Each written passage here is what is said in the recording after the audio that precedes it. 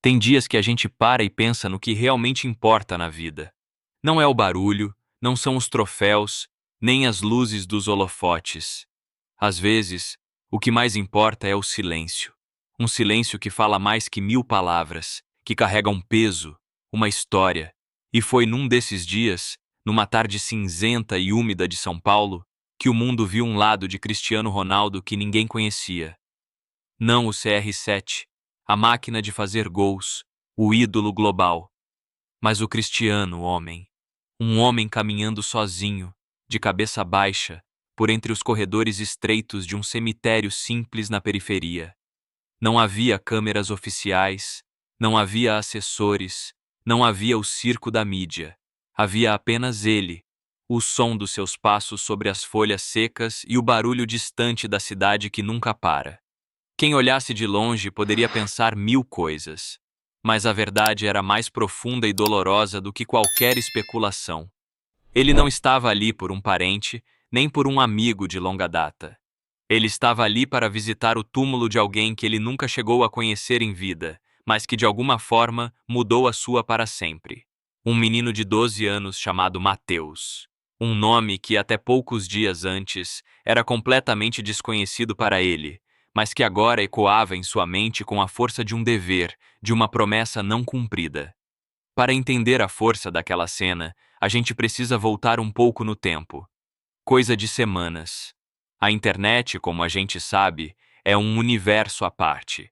Um vídeo começou a circular de forma tímida em grupos de apoio a pacientes com câncer. Era um vídeo simples, gravado com um celular. A imagem um pouco tremida, a luz fraca de um quarto de hospital. No vídeo, um menino, magrinho, careca por causa da quimioterapia, com um sorriso fraco, mas com um brilho nos olhos que era pura vida. Era o Mateus. Com uma voz baixinha, quase um sussurro, ele olhava para a câmera e dizia: Oi, meu nome é Mateus. Eu tenho 12 anos. E o meu maior sonho, o meu último sonho, era conhecer o Cristiano Ronaldo. Só para dar um abraço nele e dizer que ele me ensinou a nunca desistir. O vídeo terminava com ele mostrando um desenho que tinha feito. O Cristiano, com a camisa de Portugal, segurando a mão de um garotinho. Ele! Aquele vídeo era um soco no estômago. Era a pureza de um desejo final, a inocência de um fã que via no seu ídolo uma força para lutar contra uma doença que, aos poucos, vencia a batalha. A família, os amigos, os voluntários do hospital, todos compartilharam, na esperança de que um milagre acontecesse, de que aquela mensagem, de alguma forma, cruzasse o oceano e chegasse aos ouvidos do craque. Mas o tempo, como a gente sabe, às vezes é cruel. Ele não espera por sonhos. E enquanto o vídeo viajava pelo mundo digital, o corpo de Mateus ficava cada vez mais fraco. Aquele brilho nos olhos, que era a sua marca, começou a se apagar, devagarinho, como uma vela no fim. E ele se foi. Se foi segurando o desenho, acreditando até o último suspiro que o seu herói, de alguma forma, saberia da sua luta. A história parecia ter acabado ali, numa despedida silenciosa, em mais uma tragédia anônima entre tantas. Mas não acabou, porque o destino, às vezes, tem um jeito estranho de escrever as suas linhas. E a história do Mateus estava apenas começando a se conectar com a do Cristiano. De volta ao cemitério, ele para em frente a um túmulo pequeno, coberto por flores simples e uma pequena foto desbotada pela chuva. A lápide dizia: Mateus combateu o bom combate, acabou a carreira, guardou a fé. Cristiano lê aquelas palavras e respira fundo. O ar parece pesado. Ele se ajoelha, toca a pedra fria com a ponta dos dedos, fecha os olhos. E nesse silêncio, o mundo inteiro parece desaparecer. Fica só ele, a dor de uma promessa que o tempo não permitiu cumprir e a memória de um menino que ele nunca abraçou. A vida de uma celebridade do nível de Cristiano Ronaldo é um furacão constante. Hotéis de luxo, jatinhos particulares, eventos cronometrados e, principalmente, um mar de gente em todos os lugares. Repórteres, fãs, seguranças, um ruído que nunca cessa. Era exatamente nesse cenário que ele se encontrava em São Paulo, dias antes daquela visita silenciosa ao cemitério. Ele estava no Brasil para uma série de compromissos publicitários, uma agenda apertada que mal lhe dava tempo para respirar. Na saída de um hotel nos Jardins, uma área nobre da cidade, o caos era o de sempre. Dezenas de jornalistas se acotovelavam atrás de uma barreira de seguranças, microfones esticados, flashes pipocando, perguntas gritadas ao mesmo tempo. Cristiano, uma palavra sobre o novo time. Cristiano, e a Copa do Mundo? Cristiano, o que você acha do futebol brasileiro? Ele caminhava rápido, com um sorriso protocolar, acenando para os fãs, protegido pelo seu staff, quase como se estivesse numa bolha impenetrável. Mas às vezes, uma pequena agulha consegue furar a bolha mais resistente. No meio da confusão, uma jovem jornalista, que talvez não tivesse a experiência ou o cinismo dos veteranos, fez algo diferente. Em vez de gritar uma pergunta, ela apenas esticou o celular na direção dele, com a tela virada. Um gesto quase desesperado. Por um segundo, os olhos de Cristiano, acostumados a desviar da multidão, focaram naquela pequena tela. E o que ele viu o fez parar. No meio do barulho, ele viu a imagem de um menino num quarto de hospital. Ele viu o Mateus. O vídeo era curto, mas o áudio era claro o suficiente para que ele ouvisse o pedido. Meu maior sonho, conhecer o Cristiano Ronaldo. A mudança no rosto dele foi instantânea. O sorriso profissional desapareceu. A expressão ficou séria, quase dura. Ele fez um sinal para os seus seguranças, que imediatamente abriram um pequeno espaço. Ele se aproximou da jornalista, que estava pálida, sem acreditar no que estava acontecendo. Deixa eu ver isso de novo, ele disse, num português carregado de sotaque. A jornalista, tremendo, deu play mais uma vez. Cristiano assistiu ao vídeo inteiro, em silêncio, enquanto o caos continuava ao seu redor. Os outros repórteres, sem entender, tentavam captar a cena, gritando ainda mais alto. Mas para Cristiano, todo aquele barulho tinha sumido. Ele só via e ouvia o Mateus. Quando o vídeo acabou, ele ficou alguns segundos parado, olhando para a tela escura. Então, ele olhou para a jornalista e disse, com a voz baixa, quase inaudível: "Para de gravar, por favor." E se virou para um de seus assessores. "Pega o contato dela. Eu preciso saber mais sobre esse menino, agora." Dito isso, ele entrou no carro e partiu, deixando para trás uma confusão de repórteres e uma jornalista em estado de choque. O que aconteceu ali foi o estopim. Dentro do carro, o silêncio era total. O assessor, acostumado a lidar com pedidos de todos os tipos, percebeu que aquilo era diferente. Não era um pedido de marketing, não era uma ação de imagem, era pessoal. Horas depois, já no hotel, a equipe conseguiu as informações. O assessor entrou no quarto de Cristiano com o rosto sombrio. "Cristiano, eu sinto muito. O menino, ele se chama Mateus, e ele faleceu há alguns dias." A notícia caiu como uma pedra. Cristiano, que estava de pé olhando pela janela, a imensidão de São Paulo, não se virou. Ficou ali, parado, por um longo tempo. Ele, que já tinha enfrentado as maiores pressões do futebol mundial, que já tinha jogado para 100.000 pessoas, sentiu um peso que não conhecia, um peso chamado tarde demais. Ele se virou para o assessor e disse com uma firmeza que não deixava espaço para discussão: "Eu quero o endereço da família, eu vou até lá, sozinho." A equipe tentou argumentar. Era perigoso, era fora do protocolo, a imprensa poderia descobrir. Mas ele foi taxativo. "Não me interessa, eu preciso ir. Eu devo isso a ele." E foi assim que a jornada silenciosa começou. Não era mais sobre um ídolo e um fã. Era sobre um homem tentando encontrar um jeito de lidar com o eco de um sonho que se apagou antes que ele pudesse chegar. Se você acredita que um pequeno gesto, um olhar no meio da multidão, pode ser o começo de algo muito maior, deixe o seu like neste vídeo. Porque às vezes, a verdadeira grandeza não está nos estádios, mas na coragem de parar tudo para ouvir um chamado. Sair dos bairros luxuosos de São Paulo e mergulhar na sua periferia é como cruzar uma fronteira invisível. O cenário muda, o ritmo muda, o ar muda. O carro de luxo que transportava Cristiano Ronaldo, agora sem seguranças ou batedores, parecia um objeto de outro mundo naquelas ruas de asfalto remendado e casas simples, de tijolo aparente. As crianças que jogavam bola na rua paravam para olhar, curiosas, sem entender o que um carro daqueles fazia ali.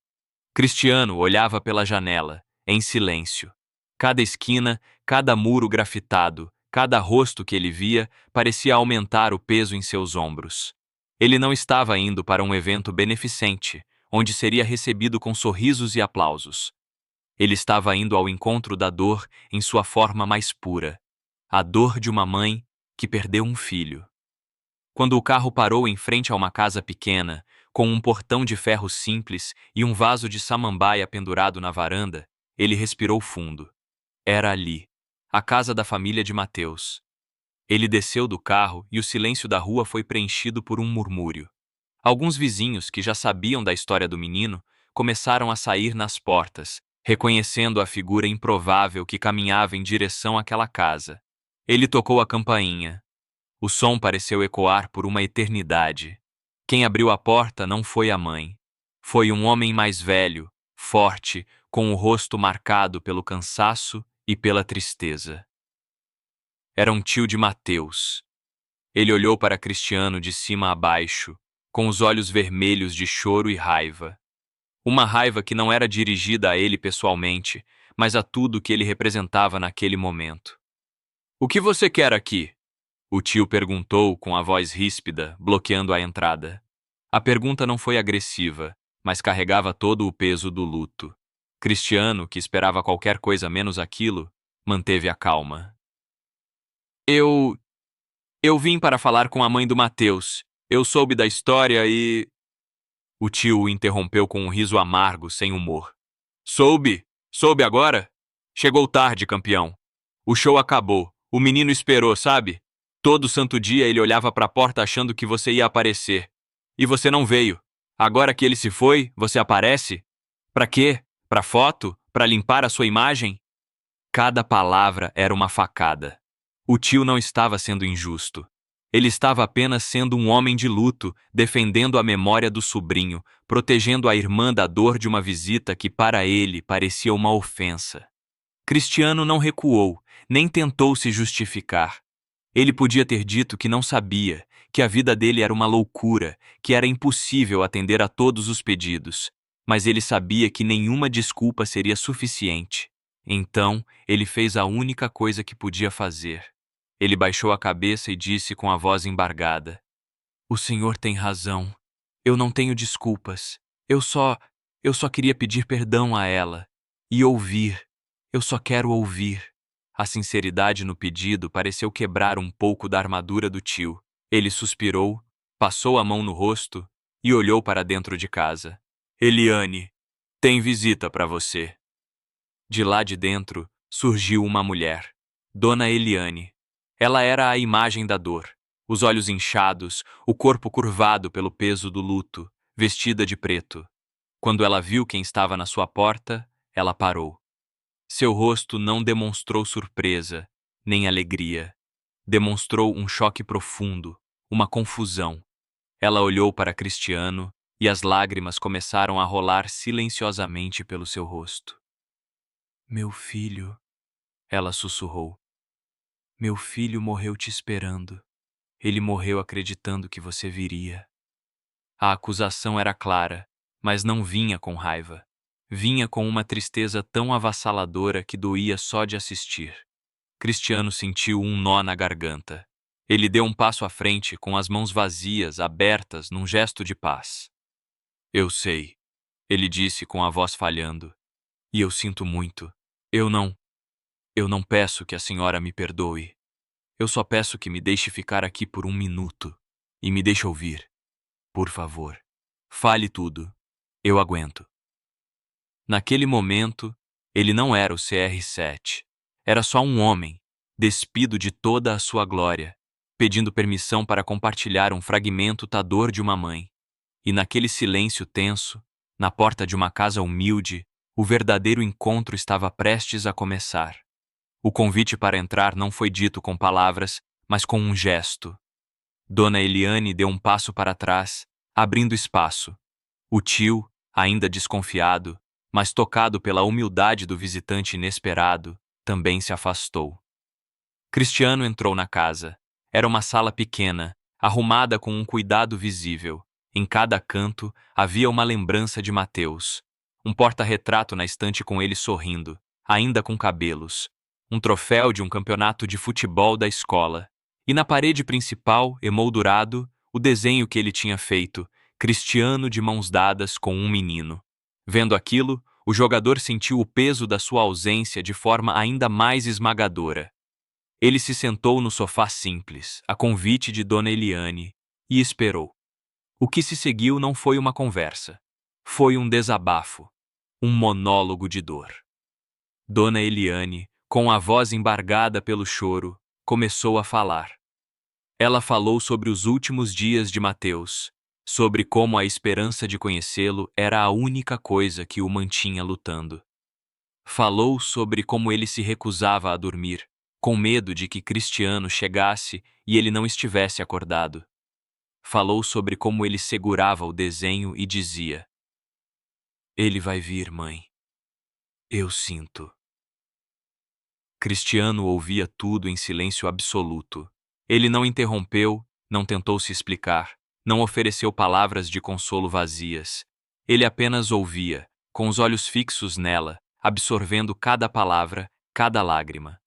Sua presença ali não era para aliviar a dor dela, mas para legitimá-la, para dizer com seu silêncio: "Eu vejo a sua dor. Eu a reconheço. E eu estou aqui."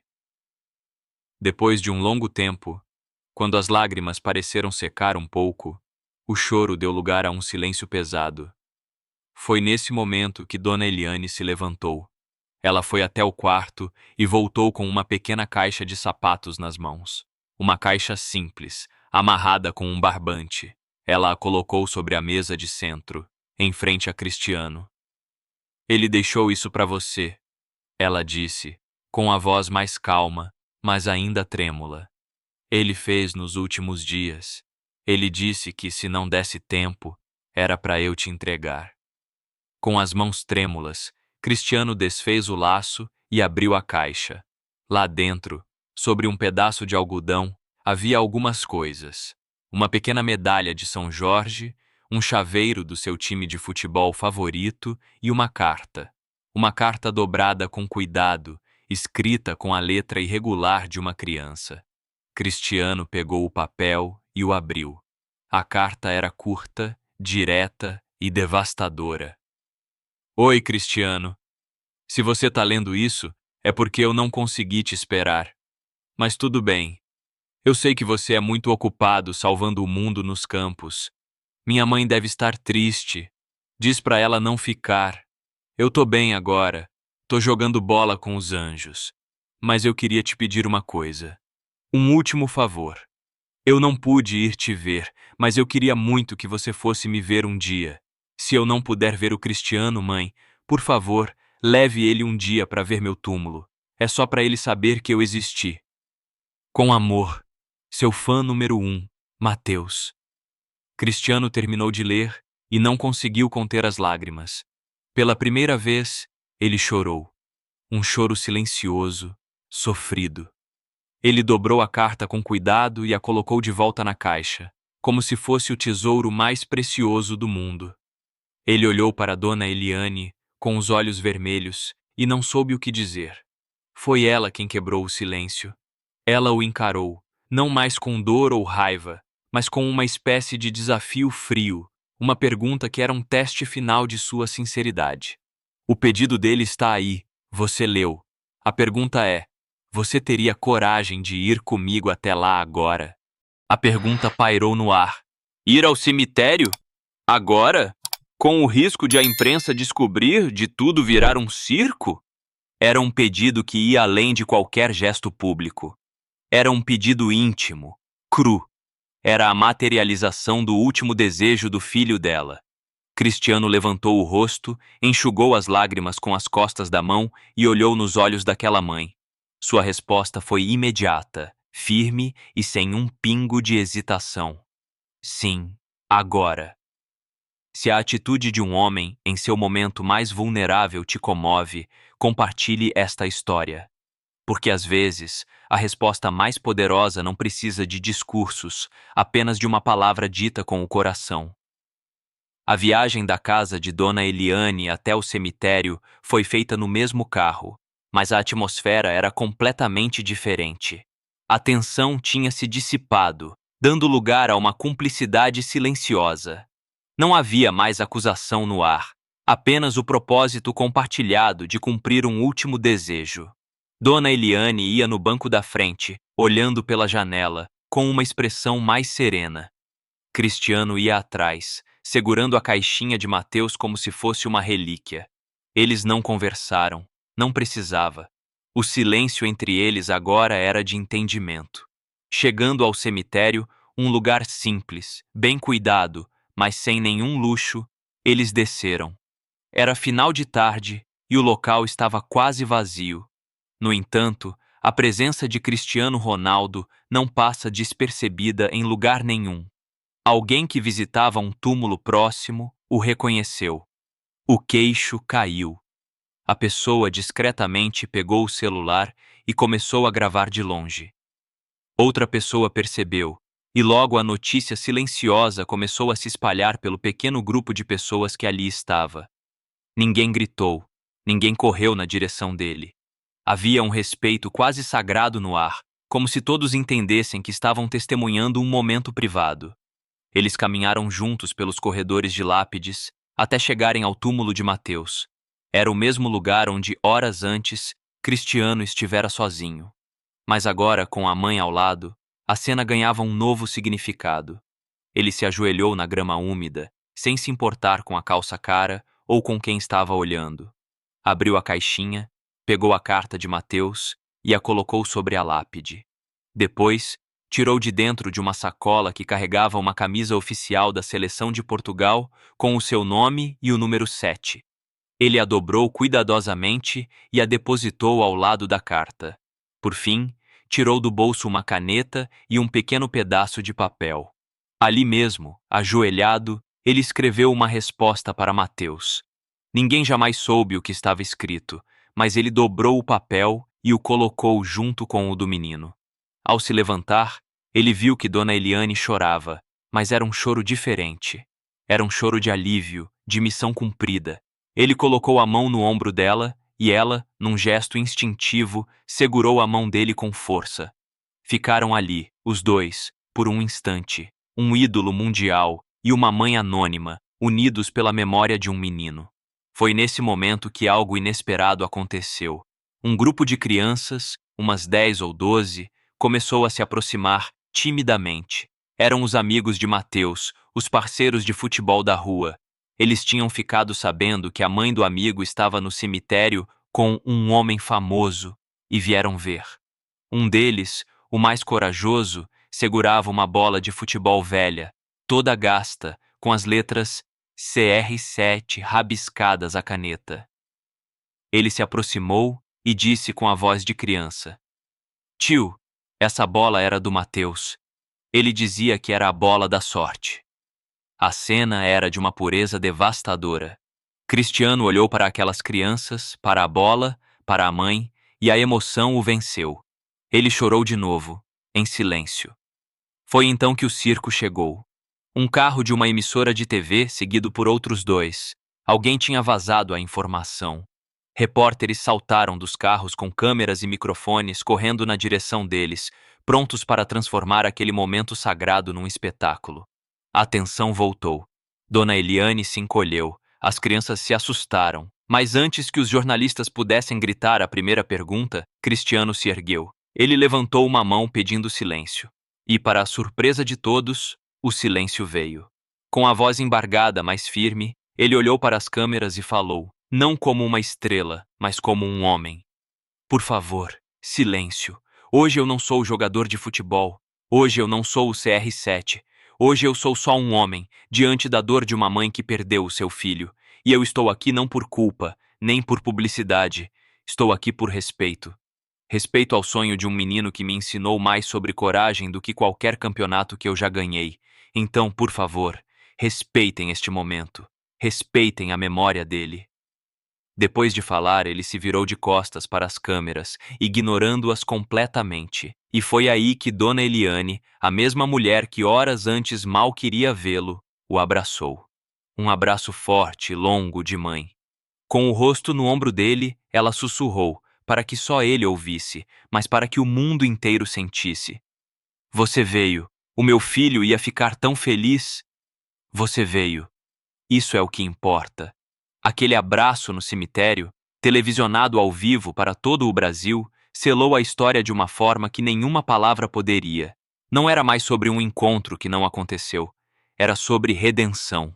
Sobre a capacidade de transformar uma falha, uma ausência, em algo positivo e duradouro.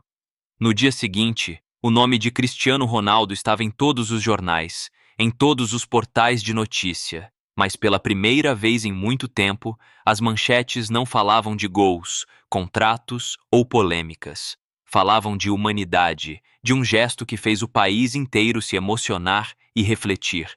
Muitos esperavam que ele aproveitasse o momento, que desse entrevistas exclusivas, que participasse de programas de TV, que capitalizasse aquela onda de empatia. Mas Cristiano fez o oposto. Ele se calou. Desapareceu dos holofotes com a mesma rapidez com que tinha entrado neles. Mas seu silêncio agora era um silêncio de ação. Longe das câmeras, ele reuniu sua equipe e deu uma ordem clara. Ele queria criar algo que honrasse a memória de Mateus de forma permanente. Algo que ajudasse outras crianças que, como ele, enfrentavam batalhas difíceis demais para suas idades. E assim, discretamente, sem nenhum anúncio oficial para a imprensa, nasceu o Instituto Mateus Vive. O objetivo era simples e poderoso: dar apoio e realizar os sonhos de crianças e adolescentes com doenças terminais. A sede do instituto não seria em uma avenida chique de São Paulo. Por exigência de Cristiano, ela foi estabelecida no mesmo bairro onde Mateus morava. Um casarão antigo foi comprado e reformado para se tornar um centro de acolhimento, com apoio psicológico para as famílias, atividades lúdicas para as crianças e, principalmente, uma equipe dedicada a realizar desejos. Um voo de balão, uma visita à praia, conhecer um artista, ganhar um videogame. Sonhos que para uma criança saudável são triviais, mas que para uma criança no fim da vida significam o mundo. Para dar o pontapé inicial, Cristiano fez uma doação pessoal de 2 milhões de reais. Ele pediu que fosse anônima. Não queria seu nome atrelado ao dinheiro, queria que o foco fosse a causa. Mas, como tudo em sua vida, a informação acabou sendo vazada por um funcionário do banco, e a notícia só aumentou a admiração que as pessoas sentiam. E o gesto mais bonito de todos ainda estava por vir. Ele foi pessoalmente convidar Dona Eliane para ser uma das representantes sociais do projeto. Ele não a queria como um símbolo de tristeza, mas como um farol de esperança. Uma mãe que transformou sua dor em força para ajudar outras mães. Ela aceitou, chorando, dizendo que aquela era a forma de manter o filho vivo para sempre. As cenas finais desta história não aconteceram em estádios lotados, mas num campinho de terra batida da escola pública do bairro. Semanas depois, Cristiano voltou a São Paulo, sem alarde. Ele passou o dia no instituto conversando com as crianças, ouvindo suas histórias. Depois, foi para o campo de futebol. Lá, ele e Dona Eliane jogaram bola com os amigos de Mateus e outras crianças da comunidade. Ele não era mais o astro inalcançável. Era o tio Cristiano, que errava passes, que ria alto, que se jogava na terra para fazer uma defesa. Antes de ir embora, ele pegou uma pequena placa de madeira que tinha trazido e, com a ajuda das crianças, a pregou na trave do gol. A placa dizia: Campo Mateus, CR7, vive, onde os sonhos nunca morrem. Ele olhou para Dona Eliane, que sorria pela primeira vez em muito tempo. Um sorriso genuíno que vinha da alma.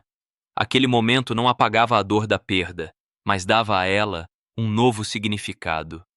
Ele não chegou a tempo para um encontro, mas chegou a tempo de mudar a vida de muitos. Ele não pôde cumprir a promessa de um abraço, mas construiu um legado de esperança. E às vezes, a gente descobre, é nisso que consiste a verdadeira redenção. Não em nunca errar, mas em ter a grandeza de consertar o erro de uma forma que o transcenda. Se você acredita que homenagens verdadeiras não precisam de aplausos, mas de ações, se você acredita que é possível transformar dor em propósito, então compartilhe esta história. Ajude a espalhar a mensagem de que, no final, o que realmente fica não são os troféus que levantamos, mas as vidas que tocamos. Comente aqui embaixo. Mateus vive. Tem histórias que não são só histórias, né? Elas são um soco no estômago, um nó na garganta, um espelho. E a jornada que a gente acabou de acompanhar, essa homenagem silenciosa do Cristiano Ronaldo ao Mateus, é uma dessas. Ela nos quebra por dentro, mas nos reconstrói de uma forma diferente, mais forte. Porque no fundo essa não é uma história sobre um jogador de futebol famoso, é uma história sobre o que significa ser humano. E é por isso que ela dói tanto e, ao mesmo tempo, cura. A primeira grande lição que fica para mim é sobre o poder de escutar a dor do outro. Pensa comigo. Na hora que o Cristiano chegou na casa da Dona Eliane, qual seria a reação de 99% das pessoas no lugar dele? Tentar se justificar, dizer, mas eu não sabia, mas minha agenda é uma loucura, mas eu recebo milhares de pedidos. Seria a reação natural, a defesa do nosso ego. Mas ele não fez isso. Ele se sentou, baixou a cabeça e simplesmente ouviu. Ele ouviu a raiva do tio. Ele ouviu a dor da mãe. Ele absorveu a acusação sem dizer uma palavra. E ao fazer isso, ele validou aquele sentimento. Ele disse, com o silêncio dele: a sua dor é real, ela é justa, e eu estou aqui para recebê-la. Quantas vezes na nossa vida a gente não faz o contrário? Quando um amigo vem desabafar, quando um familiar nos critica, a nossa primeira reação é nos defender. A gente quer explicar o nosso lado, provar o nosso ponto. E a gente esquece que, muitas vezes, quem está sofrendo não quer uma explicação, quer apenas um ouvido, quer um colo. Cristiano nos ensinou que, às vezes, a maior prova de amor e respeito é calar a nossa própria voz para poder, de fato, ouvir a do outro. É despir-se do orgulho para vestir-se de empatia. A segunda lição, talvez a mais poderosa, é sobre redenção. A palavra redenção parece coisa de filme, mas ela é real e acontece todos os dias. Cristiano chegou tarde demais. Essa era a verdade, e uma verdade cruel. Ele não podia voltar no tempo. Ele não podia dar o abraço que o Mateus tanto sonhou. A falha estava lá, e era irreparável. E o que ele fez? Ele não tentou apagar o erro. Ele o aceitou. E a partir dessa aceitação, ele construiu algo novo. Ele transformou a ausência em presença eterna. A redenção dele não foi mágica, foi trabalho, foi um gesto no cemitério, foi uma conversa com a mãe, foi a criação de um instituto. Ele nos mostrou que se redimir não é sobre apagar o passado, é sobre redefinir o futuro a partir dele. Todos nós temos os nossos tarde demais. Uma palavra que não dissemos, um perdão que não pedimos, uma visita que não fizemos. E a gente fica carregando essa culpa, esse peso. A história do Cristiano nos diz: ok, você não pode mudar o que passou, mas o que você vai construir a partir dessa dor? Como você vai honrar essa memória? A redenção não está em se livrar da culpa, mas em transformá-la em propósito. E por fim, a terceira lição é sobre a nossa própria humanidade. Vivemos num mundo de aparências, de marcas, de status. Ele era o CR7, a máquina, o ídolo, a marca bilionária.